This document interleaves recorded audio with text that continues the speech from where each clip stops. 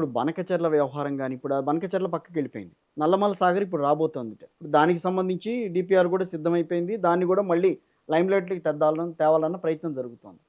So, వీటన్నిటిని గూడా BRS మొదటి నుంచి వ్యతిరేకిస్తోంది. అది పెద్ద కుట్ర. ఇది ఇప్పుడు బనకచెర్ల కాదని దీన్ని తీసుకొచ్చారా? ఎందుకు తీసుకొచ్చారు? పెద్ద కుట్ర ఉంది దాని వెనకాల.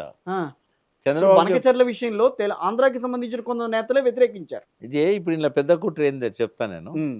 ఫస్ట్ టైం మీ ద్వారా పోవాలి ఇది. నాకు 20, 30 కోట్లు సేవ్ అవుతుందని చంద్రబాబు నాయుడు చెప్తున్నాడు. ఇక్కడ సేవ్ అయ్యేది డబ్బు కాదు. ఇవాళ తెలంగాణ ప్రజల హక్కులను దోచుకోవడానికి గోదావరి నది నీళ్ల మీద ఉన్న హక్కులను హ్మ్. ఒక అద్భుతమైన ప్రణాళిక క్రియేట్ చేశాడు. ఎందుకంటే పోలవరం ద్వారా బనకచెర్లకి ఇద్దామంటే కేంద్ర ప్రభుత్వమే అడ్డుకున్నది. ఓకే.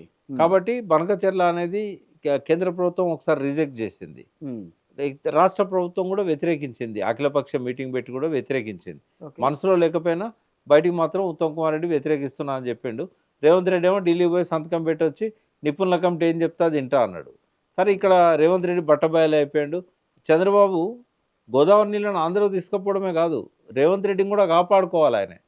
ఎందుకంటే ఆయన మనిషి కదా, భౌతికంగానే ఆయన కాంగ్రెస్లో ఉంటాడు, మానసికంగా ఆయన అక్కడే ఉంటాడు.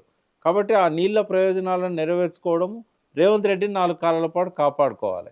కాబట్టి ఇక దాని పేరు మార్చి ఏం చేసి నల్లమల సాగర్ అన్నాడు. నల్లమల సాగర్ ద్వారా బనకచెర్ల కంటే ఎక్కువ అన్యాయం జరుగుతుంది మనకు. ఎట్లా అంటే బొల్లేపల్లి దాకా ప్రకాశం బ్యారేజ్ పోతాయి, నీళ్లు పోతాయి. బొల్లేపల్లి పోయిన తర్వాత నల్లమల సాగర్ లింక్ ఎందుకు పెట్టారు తెలుసా? నిజంగానే ఎత్తిపోసిన నీళ్ళన్నీ నల్లమల సాగర్ పోవాలని కాదు. Nallamala Sagar direct Srisailam back water ఏదైతే ఉంటుందో, బ్యాక్ వాటర్ ఉంది, దానికే హోల్ చేశారు గుట్టకు.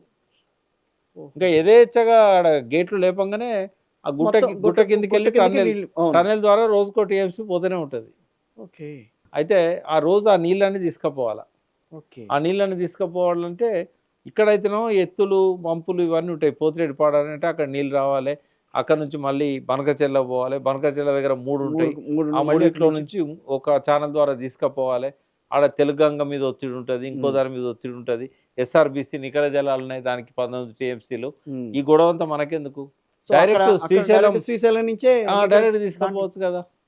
పేరుకు మాత్రం నల్లమల సాగర్ బొల్లెపల్లి లింక్ అంటాడు, స్ట్రక్చర్ చూపెడతాడు, నేను అక్కడి నుంచే తీసుకొస్తున్నా అంటాడు.